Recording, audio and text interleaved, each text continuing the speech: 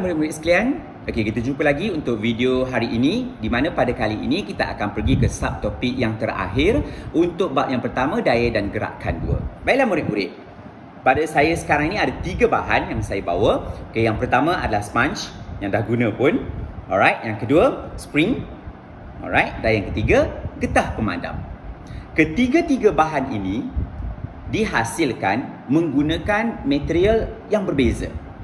Okey, ada yang ringan, ada yang jisimnya lebih besar. Alright. Tetapi ketiga-tiga bahan ini mempunyai satu sifat yang sama. Jadi sifat itulah yang membawa kita kepada tajuk ataupun subtopik kita yang terakhir untuk bab yang pertama ini. Okay, apakah sifat-sifat yang sama antara mereka ini? Alright. So, tengok sponge ini ya. Apabila kita compress, lepas tu kita lepaskan. Janganlah letak air, okey? Kita lepaskan ataupun kita tarik sikit, jangan sampai putus, and then kita lepaskan. Apa jadi kepada sponge ini? Dia akan kembali ke bentuk yang asal. Okey, tengok pula spring. Alright, spring kalau saya tarik, and then saya lepas. Kita kenakan daya, dia bergerak ke bawah. Bila kita lepas, okey, dia akan bergerak tapi at one state dia akan kembali kepada bentuk asal dia di mana saya keluarkan pertama tadi. Kita compress spring ni dan saya lepaskan. Yes, dia akan bergerak tetapi last kali dia akan kembali kepada panjang yang asal. Begitu juga dengan getah pemadam. Kita cuba compress, kita cuba tekan dia, okey? Alright. Last kali dia masih lagi dalam shape yang sama seperti mula-mula sebelum kita tekan dia. Jadi inilah persamaan sifat di antara ketiga-tiga bahan ini, iaitu kekenyalan. Okey, kekenyalan. Di mana kekenyalan membawa maksud kebolehan sesuatu bahan untuk kembali kepada saiz dan bentuk asal selepas daya yang dikenakan dialihkan. Bila kita alihkan sesuatu daya, bahan itu akan kembali kepada shape yang asal, saiz yang asal, maka kita namakan bahan itu mempunyai sifat kekenyalan. Dan bahan ini dinamakan sebagai bahan kenyal kerana memiliki sifat kekenyalan. Dalam bahasa Inggeris, kekenyalan dipanggil sebagai elasticity. Alright. So, untuk tajuk kekenyalan ini, ada satu hukum yang murid-murid semua perlu kuasai. Untuk berkenaan dengan hukum ini, kita fokus kepada spring. Okay. Hukum ini dinamakan sebagai hukum hook. Hook. Macam hook mata kail tu kan. Alright, dinamakan sebagai hukum hook. Okey, apa yang hukum hook kata? Hukum hook kata daya yang dikenakan ke atas spring, contoh spring kita kenakan spring, kita letak daya, contohnya saya letak tangan saya sebagai pemberatnya, adalah berkadar terus dengan pemanjangan spring. Maksudnya makin besar jisim yang kita beri, makin besar daya yang kita kenakan, spring ni akan makin panjang. So itu adalah berkadar terus, di mana daya yang dikenakan berkadar terus dengan pemanjangan spring. Logik betul tak? Tak perlu nak kita rasa complicated. Logik lah, semakin berat sesuatu benda tu mestilah spring ni akan semakin memanjang. Tetapi ada ayat tambahan dekat hujung dia. Saya ulang balik hukum hook kata apa? Hukum hook kata daya yang dikenakan ke atas sesuatu spring adalah berkadar terus dengan pemanjangannya selagi tidak melebihi had kenyal. Okey, macam mana nak faham had kenyal tu? Okey, simple murid-murid sekalian. Spring ini, adakah dia akan panjang sampai bila-bila? Pernah tak murid-murid melihat ataupun jumpa ataupun dengar orang sebut spring yang rosak? Maksudnya yang tak boleh nak digunakan lagi. Okey, di mana itulah yang kita namakan sebagai had kenyal. Selagi mana murid-murid letak jisim, daya, beban ke atas spring ini akan panjang sampai satu tahap sekiranya murid-murid alihkan spring ini dan dia kembali kepada bentuk asal, maka spring ini dikatakan mematuhi hukum hook kerana dia mematuhi sifat kekenyalan dia. Tetapi kalau kita letak satu beban yang sangat besar, daya yang sangat besar, once kita lepaskan daya tu, spring ni tak back to original position. Okey, katakan original position dia dekat sini, tapi kita letak beban, kita alihkan beban, dia hanya kembali ke sini sahaja. Maksudnya bukan kepada tempat ataupun posisi asal dia. Maka spring ini kita katakan tidak mematuhi hukum hook kerana dia tidak kembali ke posisi asal. Kenapa dia tak kembali? Sebab beban yang kita kenakan itu telah melebihi had kekenyalan spring tersebut. Okay, so spring lebih mudah untuk kita tunjukkan contoh hook as compared to the other elasticity punya bahan. Okay, contoh-contoh lain yang mungkin ada berkenaan dengan spring, hukum hook dan had kenyal adalah kereta. Okay, cuba lihat di kereta parents masing-masing, dekat bahagian tayar dia akan ada satu spring. Okey, dia takkan letak spring ni lah kalau tidak melambung kita kan. Springnya lebih keras nanti kita akan belajar tentang kekerasan dan kelembutan sesuatu spring. Okey, jadi spring itu dia kadang-kadang kita pergi kedai untuk kereta yang dah lama tempoh masanya, okey, mekanik ataupun servis, orang yang buat servis tu dia akan advise untuk spring ini di servis atau mungkin perlu diganti kerana sudah sampai tempoh masa, berkarat dan sebagainya. Jadi spring itu juga semestinya mempunyai had kenyal, di mana kalau kita dah lebih had kenyal dia, spring itu tidak akan kembali ke posisi yang asal, tidak mematuhi hukum hook, jadi ia tidak akan berfungsi seperti spring yang biasa. Okey, so dari segi perkadarannya, saya ulang sekali lagi, hukum hook kata apa? Daya yang dikenakan berkadar terus dengan pemanjangan. Makin besar daya, makin panjang pemanjangan. Apa itu pemanjangan, murid-murid? Simple. Okey, look here, murid. Okey, where is my marker? Okey, so spring saya bermula daripada posisi ini. Okey, and then I ada spring sampai ke bawah, kita gantungkan beban. Okey, so apabila dikenakan sesuatu daya, spring ini akan memanjang. Okey, sampai ke sini contohnya. Okey, apabila kita letakkan beban. So, apakah yang dimaksudkan dengan pemanjangan? Maksudnya berapa banyak spring itu panjang. Okey, tadi spring itu asalnya kedudukannya adalah di sini, kedudukan A. Bila kita letak beban, spring itu panjang sampai ke sini. Kita bandingkan hujung spring dengan hujung spring. Sampai ke sini kedudukan B. Maka A, B punya jarak kita panggil sebagai pemanjangan. Ataupun dari segi simbolnya, ini kita katakan sebagai X. Alright, so jelas saya jelaskan berkenaan dengan konsep terlebih dahulu. Apakah yang dimaksudkan dengan kekenyalan dan juga hukum hook. Jadi selepas ini saya akan ajar murid-murid sekalian, tunjukkan kepada murid-murid berkenaan dengan graf yang terhasil yang mematuhi hukum hook dan di manakah had kenyalnya. Kita juga akan melihat berkenaan dengan daya dan juga tenaga yang ada di dalam sesuatu bahan yang mempunyai kekenyalan, dan kita fokus kepada spring. Jadi kita akan sambung dengan slide PowerPoint saya untuk penerangan selanjutnya berkenaan dengan tajuk kekenyalan. Untuk tajuk kekenyalan ini, terdapat satu hukum yang perlu kita fahami, iaitu hukum hook ataupun Hooke's Law. Yang mana hukum ini akan menghubung kait di antara daya yang kita kenakan pada sesuatu spring dan juga pemanjangannya. Kita sedia maklum, sekiranya kita ada satu spring, kita letakkan beban yang mana ada daya iaitu berat dia, mesti spring itu akan memanjang. Jadi hukum hook ini menjelaskan kepada kita apakah berkaitan di antara daya yang kita kenakan ke atas spring dan juga pemanjangannya. Jadi hukum hook menyatakan daya yang dikenakan pada bahan kenyal, dalam kes ini spring, adalah berkadar terus. Berkadar terus dengan pemanjangan spring selagi tidak melebihi had kenyal. Mudah untuk difahami, bukan? Kita tambah daya kepada spring, maka spring itu akan memanjang. Dan hukum hook menyatakan daya dan juga pemanjangan spring itu adalah berkadar terus. Tetapi dengan syarat, selagi tidak melebihi had kenyal. Semua spring yang ada mesti mempunyai had kenyal. Jadi selagi mana kita kenakan daya yang tidak melebihi had kenyal, maka kita kata spring itu mematuhi hukum hook. Jadi apakah yang dimaksudkan dengan berkadar terus? Cuba lihat situasi ini. Ada spring A dan juga spring B. Okey, spring A adalah spring dalam kedudukan yang asal di mana tiada sebarang beban dikenakan ke atasnya, manakala spring B adalah dalam keadaan yang dipanjangkan, yang memanjang apabila kita kenakan beban sebanyak W, beratnya dalam unit Newton. Jadi kita dah belajar tentang pemanjangan. Di sini kita boleh lihat ada perbezaan panjang. Jadi perbezaan panjang itu kita namakan sebagai X, iaitu pemanjangan. Jadi hukum hook ini cuba mengaitkan di antara W, iaitu berat beban, dan juga X, pemanjangan spring. Berdasarkan apa yang dimaklumkan sebelum ini, apa yang hukum Hooke cakap adalah apabila daya bertambah, maksudnya apabila berat sesuatu beban itu kita tambah, kita tingkatkan, maka pemanjangan spring pun akan meningkat.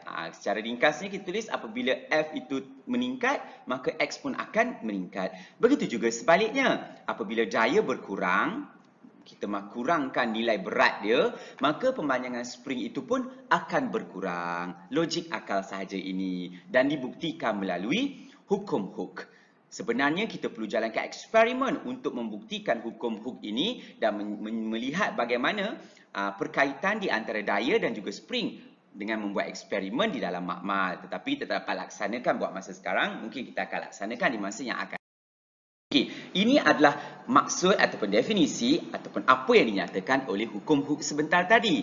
Bila kita buat eksperimen untuk menentusahkan hukum Hooke ini, kita akan menghasilkan graf.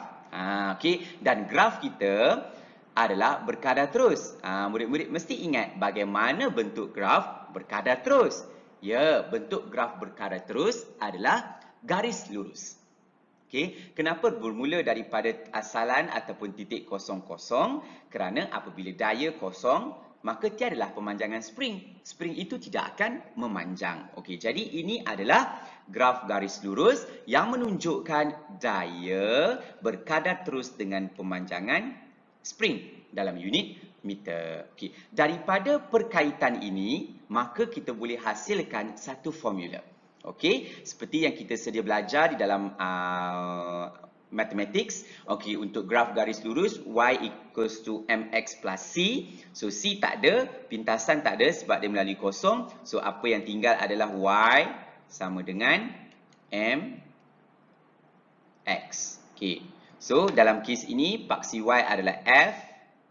Okey, m adalah kecerunan yang kita boleh cari. So saya letak sahaja sebagai m.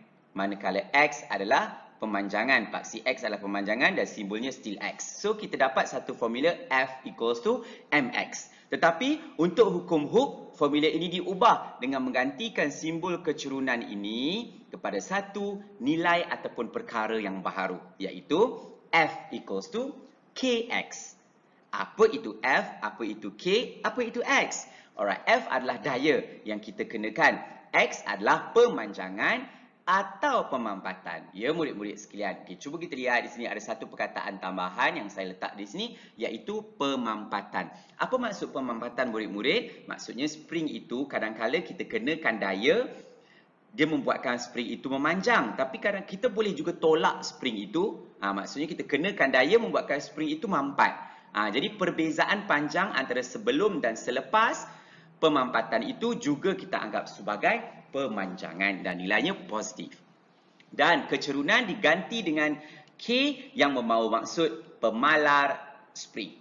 Jadi sekiranya kita laksanakan eksperimen ini, setiap spring mempunyai pemalar springnya yang tersendiri. Selagi mana ia tidak melebihi had kenyal, maka dia akan mematuhi hukum Hooke. Jadi sekiranya kita dikehendaki untuk mencari pemalar spring berdasarkan graf yang kita dapat daripada eksperimen, maka pemalar spring kita boleh peroleh daripada kecerunan graf kita. Okey, lihat graf ini pula.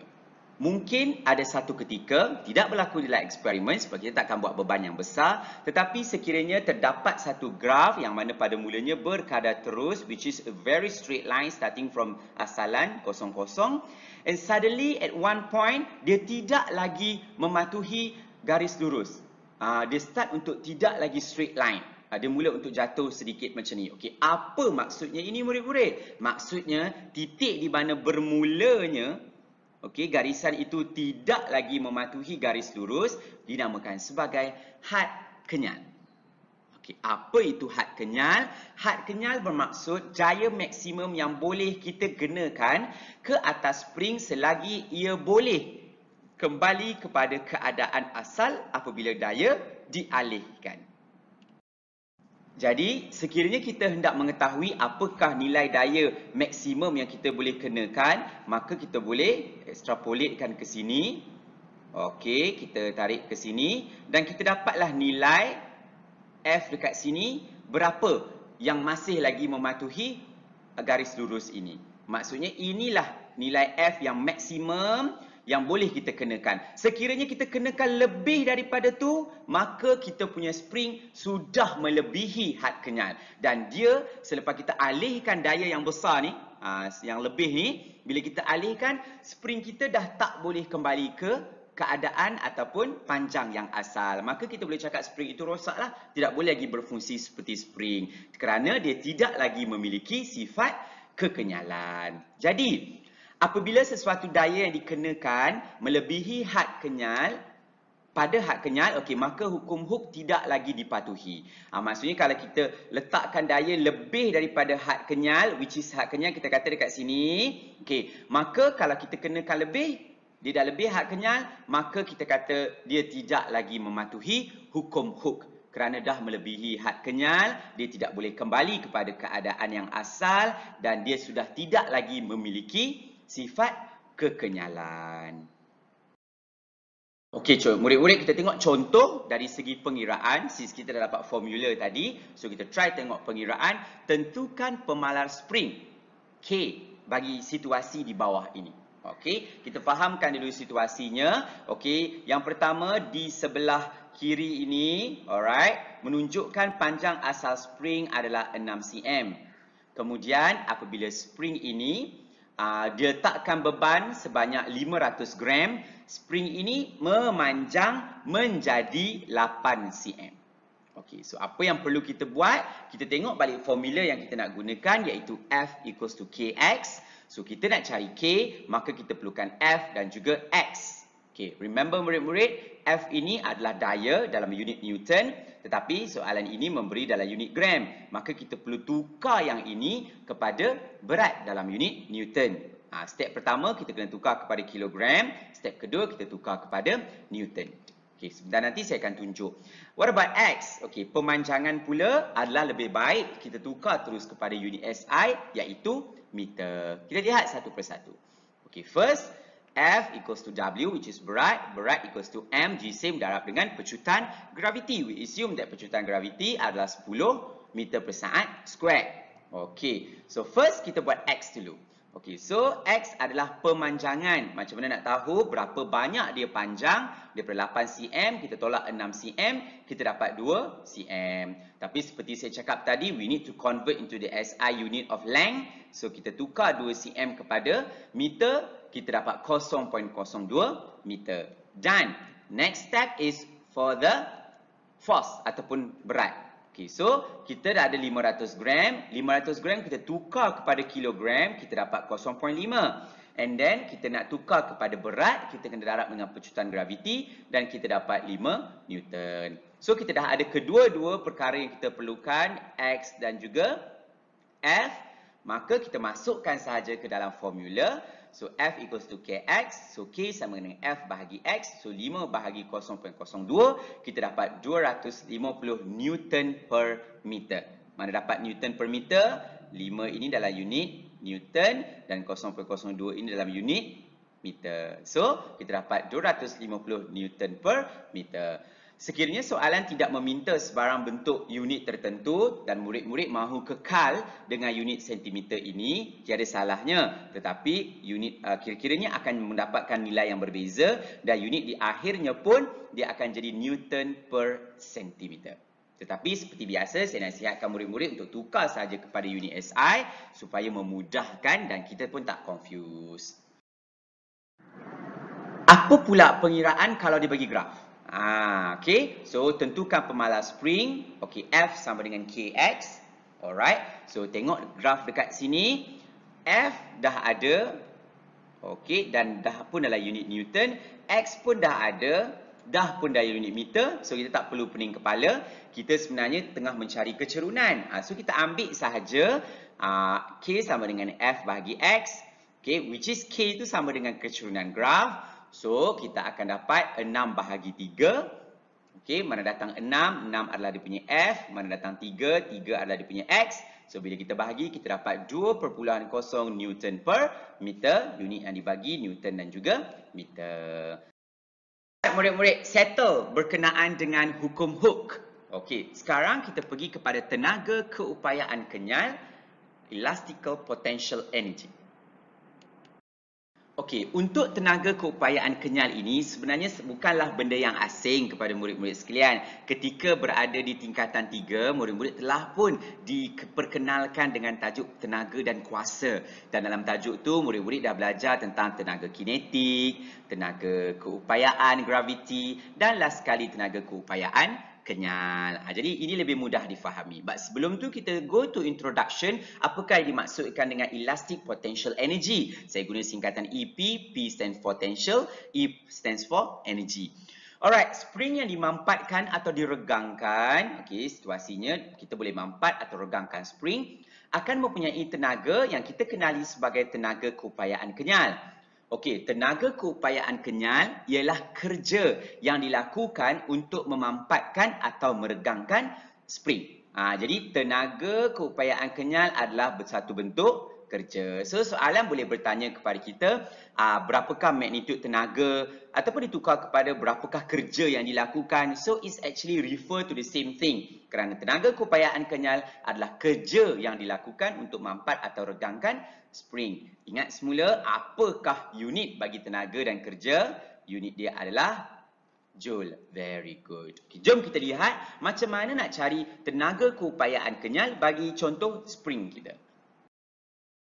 Okey, ini adalah graf yang kita dapat daripada eksperimen. Sepatutnya graf ini mematuhi hukum Hooke. Okey, kalau formula yang kita dah belajar tadi, F equals to Kx, itu adalah untuk hukum Hooke. Kita tak boleh guna yang itu untuk mencari tenaga keupayaan kenyal. Untuk mencari tenaga keupayaan kenyal, jika diberi kepada graf kepada kita, sebenarnya tenaga keupayaan kenyal adalah bersamaan dengan luas di bawah graf. Sebesar mana graf kita itu, kita buatkan segitiga dia sebab dia garis lurus. Of course, kita akan dapat bentuk segitiga. So, sekiranya kita dikehendaki mencari tenaga keupayaan kenyal, maka kita gunakanlah kepandaian matematik kita untuk mencari luas di bawah graf. Kerana luas di bawah graf adalah tenaga keupayaan kenyal. So, kita dah belajar tentang luas di bawah graf. Macam mana nak cari luas di bawah graf bagi bentuk segitiga begini? Is setengah darab panjang darab lebar. So, setengah darab F darab X. Yang ini murid-murid dah fasih kerana setelah pun belajar di dalam mathematics. Cuma dalam fizik, panjang dan lebar itu kita tengok paksi dia. Okey, paksi untuk panjang adalah daya, paksi untuk lebar adalah pemanjangan. So kita gantikan dengan simbol bagi kuantiti yang kita gunakan, maka formula itu menjadi setengah Fx. Ini adalah formula untuk tenaga keupayaan kenyal. Tetapi formula ini boleh dikembangkan lagi. Macam mana? Okey murid-murid. First, kita dah belajar yang F equals to Kx. Okay, kemudian tenaga keupayaan kenyal setengah Fx. So what can we do now is, kita masukkan ni, kita gantikan ke dalam F yang ada dekat tengah ni. So apa yang akan jadi adalah, okay, setengah F ni kita gantikan dengan Kx, maka dia akan jadi setengah Kx darab X. X yang last tu datang pada sini. So kita kembangkan yang dalam kurungan ni, kita akan dapat setengah Kx kuasa 2. So there you are murid-murid. Murid-murid ada 3 cara untuk mencari tenaga keupayaan kenyal. Sekiranya diberi graf, maka caranya adalah murid-murid cari luas di bawah graf. Sekiranya dia tak bagi graf, tetapi dia bagi nilai F, dia bagi nilai X, maka murid-murid pakai setengah Fx. Tapi kalau dia tak bagi F, dia cuma bagi K. Maka kita pakai formula setengah Kx kuasa 2.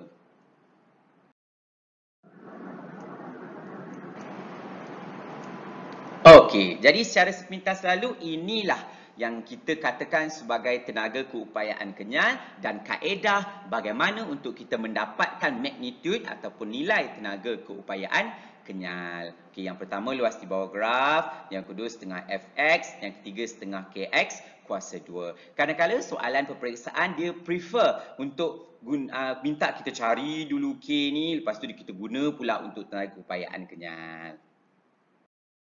Okey, cuba kita lihat contoh untuk mengira tenaga keupayaan kenyal. Tentukan tenaga yang dimiliki oleh spring apabila diregangkan. Okey, asalnya 6, ni contoh yang sama macam tadi. Lepas tu dipanjang jadi 8, 500 gram dia punya jisim, kita kena tukar kepada kilogram, and then kepada Newton dia punya berat. Okey, so seperti yang kita belajar baru saja tadi, tenaga keupayaan kenyal, dia punya formula EP equals to setengah F X. So, kita perlu ada F dan kita perlu ada X. Okey, so tak perlu cari K. Okey, so tak menyusahkan hidup kita. So, kita pakai setengah Fx. Boleh cari tak F dan juga X? Alright, saya letak terus sebab kita dah pun tunjuk dalam contoh sebelum ini. 500 gram tukar kepada berat dalam unit Newton, kita dapat 5. Pemanjangan 8 tolak 6 sama dengan 2 cm. Tukar kepada meter, kita dapat 0.02 meter. So, tekan saja kalkulator dan kita dapat jawapan dia 0.05 joule. Dan juga tenaga.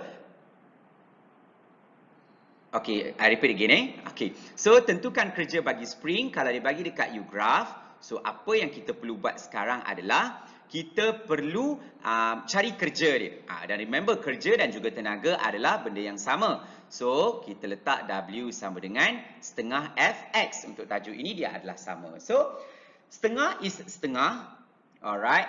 F is 6 Newton. You dapat from your paksi Y. And X is 0.03. Mana datang 0.03? Sebab di sini 3, tapi 3 ini dalam unit cm. So, kita kena convert kepada meter. Kita dapat 0.03. Kita darab semua. Kita dapat 0.09 joule. Okey, tadi kita pun dah belajar tentang pemalas spring, which is K. So, kali ni kita nak go a little bit deeper berkenaan dengan pemalas spring. Setiap spring mempunyai pemalas spring yang berbeza. Okey, kecuali memang dihasilkan untuk menghasilkan satu sifat yang sama, maka dia akan samalah. Tetapi kebanyakan bahan akan mempunyai pemalas spring yang berbeza. Okey, jadi apa maksud pemalas spring yang berbeza nilainya itu? Okey. Kekenyalan suatu spring bergantung kepada kekerasan spring itu. Maksudnya, kita tahu spring yang keras. Okey, kita bincang dulu apa maksud kekerasan spring. Okey, dalam pemahaman yang lebih mudah dalam kehidupan seharian kita, kalau kita nak cakap pasal spring yang keras ni, maksudnya susah kita nak regangkan. Kita letak beban dia, bila jisim dia besar baru dia meregang. Itu pun sikit. Itu kita kata spring tu keras. Spring yang lembut maksudnya letak daya sikit saja dia terus akan memanjang. Itu maksud spring yang lembut. So, lawan kepada keras adalah lembut. So, kekenyalan ni bergantung kepada kekerasan spring. Kalau kekenyalan yang tinggi, mestilah spring tu lembut sebab dia sangat kenyal. Okey, so kalau kekenyalan yang rendah, maksudnya spring itu keras sebab dia susah nak menunjukkan sifat kekenyalan dia. So, apa kaitan kekerasan dengan pemalas spring? Ini murid-murid. Pemalas spring K yang besar memberi makna kepada kita yang spring itu keras ataupun susah kita nak regangkan dia atau panjangkan dia.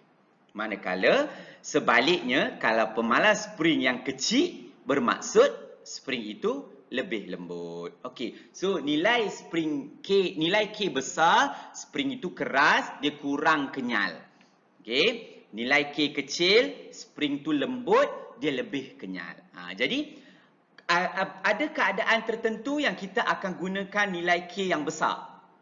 Okey, ada dalam keadaan tertentu kita perlukan nilai K yang kecil. Yang bermaksud kita perlukan spring yang lebih lembut. Okey, sebagai contoh spring yang lembut adalah buaian bayi ataupun mungkin ada adik-adik murid sekalian yang masih lagi kecil yang tidur dalam buaian yang ada spring tu yang kita kadang-kadang kena tolong henjut tu. Okey, spring itu selalunya dihasilkan dengan nilai pemalas K yang kecil, tapi tidaklah terlampau kecil. Nanti kan sekali kita letak terus sampai ke lantai. Okey, so dia kecil berbanding dengan besar lah. Kalau kita letak besar, spring itu akan keras. Kita nak henjut adik kita tu perlukan daya yang besar. Jadi dia tidak dicipta terlalu besar dan tidaklah terlampau kecil. Kalau terlampau kecil, kita henjuk sikit, terus adik kita tu kena lantai. Jadi inilah apa yang dimaksudkan dengan pemalas spring dan kaitan dia dengan keras atau lembutnya spring itu. Saya ulang sekali lagi. K besar maksudnya spring itu keras. K kecil, spring itu lembut.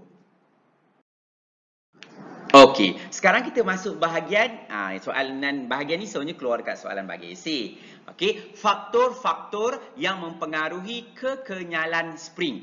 Tadi kita tengok K. Okey, maksudnya kita tengoklah situasi apa, nak bina buaian bayi ke, nak guna spring untuk kita punya absorber kereta ke. Kadang-kadang dekat pen kita, tengok buka pen kadang ada spring kan, clicking pen kita klik-klik tu. So kita tengok kegunaan spring kita tu kita nak guna untuk apa. Okey, bila kita dah tengok untuk apa, baru kita tentukan kita nak spring yang keras ataupun spring yang lembut. Tadi kita dah tengok dengan pemalas spring, sekarang kita tengok faktor-faktor lain. Okey, faktor yang pertama is panjang spring. Okey, apa maksud panjang spring? Spring itu asal dia memang dah sedia panjang ataupun asal dia memang sedia pendek. So yang mana lebih baik sebenarnya? Okey. So tengok kat sini, semakin panjang spring, semakin kenyal sesuatu spring. Maksudnya kita ada dua kat sini, spring pertama dengan spring kedua. Okey, kedua-dua ni tak ada beban, masih pada kedudukan asal dan spring kedua ni memang dicipta lebih panjang. Maka spring yang kedua ini dia lebih kenyal, dia mudah untuk memanjang. Okey, dia lembutlah berbanding spring yang pertama. Kalau kita tengok dari segi graf, okey, spring yang panjang ini akan mempunyai kecerunan yang kecil. Sebab apa? Sebab kecerunan dia mewakili K. Kita dah cakap tadi, kalau spring itu kenyal, lembut, K dia rendah. Maka K rendah ni prefer kepada spring yang panjang. Manakala untuk spring pendek, K dia adalah besar. Sebab apa? Sebab spring pendek kurang kenyal. Faktor pertama. Kita pergi kepada faktor kedua. Diameter spring. Okey, gegelung dia punya diameter. Okey, cuba tengok perbezaan di antara spring yang pertama dan juga spring yang kedua. Okey, bezanya sangat ketara. Dalam bahasa biasa senang dia punya gulung dia tu. Kita cakap dia punya bulat dia tu, bulat spring kita tu, bulat kecil ke bulat besar. Tapi dalam ayat saintifiknya kita panggil diameter spring kita, gegelung spring kita tu. So which one is lebih kenyal? Kita refer kepada kekenyalan dia, semakin besar diameter, semakin kenyal. Okey, ini bermakna yang nombor 2 ini, kalau kita letak jisim yang kecil pun dia dah panjang. Sebab apa? Dia sangat kenyal. As compared to spring number 1, kalau jisim yang kecil kita letak, mungkin dia meregang kecil sahaja ataupun mungkin tak meregang lagi. Kerana dia kurang kenyal. Kalau kita tengok dari segi graf, diameter yang besar akan mempunyai kecerunan yang kecil kerana dia lebih kenyal. Manakala diameter yang kecil akan mempunyai kecerunan yang besar kerana dia lebih keras. Faktor yang ketiga. Diameter dawai. Apa beza diameter gegelung dengan diameter dawai? Tengok gambar ni murid-murid. Okey. Kedua-dua spring ini, spring pertama dan spring kedua, okey, kedua-duanya dia punya bulat dia sama. Okey, gegelung dia sama. Tetapi yang membezakannya adalah diameter dawai yang digunakan untuk mencipta spring ini. Ataupun dalam ayat senang faham, dawai kita tu tebal ke nipis? So yang pertama ni dawai dia lebih tebal. Nampak tu gelap dia punya gegelung. Manakala dawai yang kedua ni dia lebih nipis. Tapi dalam bahasa saintifiknya kita lebih guna diameter dawai kita. Okey, so apa kaitan diameter dawai dengan sifat kekenyalan? Semakin nipis dawai spring, dawai spring tu nipis, halus, contohnya macam dekat pen kita tu. Cuba comparekan dawai dekat pen kita, spring dekat pen kita tu dengan spring dekat absorber kereta bak ayah kita tu. Kan lain, beza je tu. Okey. Semakin nipis dawai spring, semakin kenyal. Logiklah, saya rasa ini pun murid-murid boleh kaitkan. Kalau dua-dua ni kita letak jisim 1 kilogram, of course lah yang nombor 2 ni sebab dawai tu nipis, jadi dia akan panjang lebih panjang ke bawah. As compared to dawai pertama yang tebal, kita letak jisim yang sama 1 kilogram, mungkin sikit je dia turun. Okey. So ingat yang ini, semakin nipis dawai spring, semakin kenyal sesuatu spring. Okey, faktor yang okey, masih faktor yang sama, cuma saya tunjukkan kali ini graf dia. Okey, so dawai yang halus kecerunan dia adalah kecil. So sebab pemalar dia kecil kerana dia lebih kenyal. Manakala dawai yang tebal dia punya K adalah besar Kerana pemalar spring dia adalah tinggi, kecerunan dia pun tinggi. And sama last one, okay? Faktor yang terakhir yang kita perlu belajar yang mempengaruhi kekenyalan sesuatu spring adalah jenis bahan. Bahan apa? Bahan yang kita guna untuk buat spring tu. Okay, dia bergantung. Ini pun mempengaruhi. Katakanlah pertama kita dah buat panjang sama, yang kedua kita dah buat gelung tu sama, yang ketiga dia punya nipis tebal pun kita buat sama. So apa lagi faktor yang boleh mempengaruhi kekenyalan dia adalah bahan yang kita guna untuk buat spring tu. Okey, contohnya apa? Contohnya kita bandingkan antara cuprum dengan keluli. Okay. Spring cuprum adalah lebih kenyal daripada spring keluli.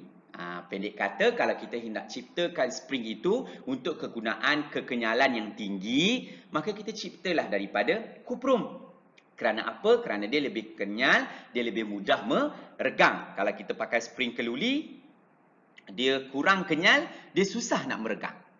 Okey, so inilah murid-murid sekalian, 4 faktor yang mempengaruhi kekenyalan spring, termasuk 1 tambah 1, 5, iaitu pemalar spring. Seterusnya, kita akan masuk berkenaan dengan susunan spring. Okey, susunan spring ini untuk susun maksud kita perlu lebih daripada 1 spring lah. Okey, so ada 2 jenis susunan spring murid-murid. Yang pertama, spring disusun secara bersiri ataupun kita boleh panggil sesiri, dan yang kedua disusun secara selari.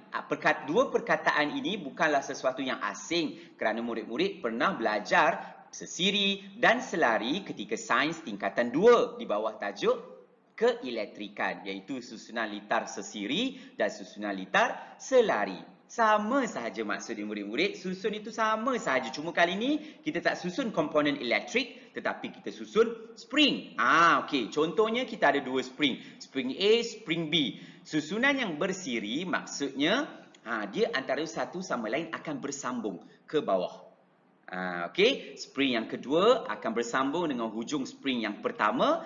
So ini kita katakan sebagai susunan secara bersiri atau sesiri. Saya beri contoh 2 spring, tetapi kita boleh sambung sahaja 3, 4 dan 5 spring. Makin lama makin ke bawah ini. Kerana ini kita katakan susunan secara sesiri. Manakala susunan secara selari bermaksud spring itu disusun secara bersebelahan, bukan bersambung di bawah. Okey, so ini adalah selari. Saya tunjuk contoh 2, tapi selari juga mungkin menjadi ada lagi kat tepi ni 3, 4, 5, 6 dan 7. Lebih pada tu pun ada. Alright. So apakah orang kata perkaitan bersiri ni bagaimana dari segi pemanjangan dia, dan apa pula kaitan selari ini dengan pemanjangan dia? Kenapa ada sesuatu keadaan kita buat bersiri dan ada keadaan kita buat selari? Okey, sekarang kita akan cuba banding dan bezakan bersiri dan selari ini dari segi beberapa ciri. Yang pertama, untuk spring yang disusun secara bersiri, beban yang dikenakan pada setiap spring adalah sama. Okey, apa yang dimaksudkan dengan ayat ini adalah sekiranya kita letakkan beban 2 Newton di sini, okey, maka spring yang pertama akan merasai beban sebanyak 2 Newton dan spring yang kedua pun akan merasai beban yang sama, iaitu 2 Newton. Okey, sementara bagi selari, beban dikongsi sama rata oleh setiap spring. Okey, katakan kita letak beban yang sama 2 Newton. Tetapi disebabkan kita letak dia secara selari, maka spring yang pertama ni akan rasa 1 Newton. Spring yang sebelah kanan ni pun akan rasa 1 Newton. Itu yang dimaksudkan beban dikongsi sama rata oleh setiap spring. Daripada satu ciri yang pertama, 2 kenyataan ni awak dah tengok. Awak boleh anggap dah yang mana spring akan memanjang. Yang mana spring yang akan kurang memanjang. Semestinya lah spring yang beban dia dikongsi. Yang ini mesti kurang panjang sebab dia orang share load sama-sama. Okey, kita tengok pasal pemanjangan. Jumlah pemanjangan bagi spring yang bersiri adalah 2x. Okey, apa maksud X? Maksudnya, sekiranya spring pertama ni, dia kan rasa beban 2 Newton. Katakan dia memanjang sebanyak 10 cm. Okey, bila dia rasa 2 Newton. Spring yang bawah ni pun, dia pun rasa 2 Newton juga kan? Sebab tadi kita kata beban yang dikenakan adalah sama. Maka spring yang bawah ni pun akan panjang sebanyak 10 cm. So, jumlah pemanjangan dia apa? 10 campur 10, which is 2 kali X, 20 cm spring itu memanjang. Sementara itu, untuk spring yang disusun secara selari, jumlah pemanjangan dia kita bahagi pula dengan 2. Yang ini menarik. Alright, murid-murid. Kenapa dia bahagi 2? Sebab beban itu dikongsi sama rata. Okey, katakanlah spring, saya tak tulis kat sini sebab dah penuh. Saya tulis kat spring sebelah sini. Katakanlah kita guna satu spring, kita letak beban 2 Newton. Okey, dia panjang berapa? Dia panjang 10. Macam orang sebelah ni. Tapi disebabkan kita susun dia dengan satu lagi kawan dia sebelah menyebelah, maka apa yang berlaku adalah spring yang sebelah kiri ni akan memanjang sebanyak 5 cm. Spring yang sebelah kanan ni pun akan memanjang sebanyak 5 cm. Itu maksud X bahagi 2. 10 bahagi dengan 2. So,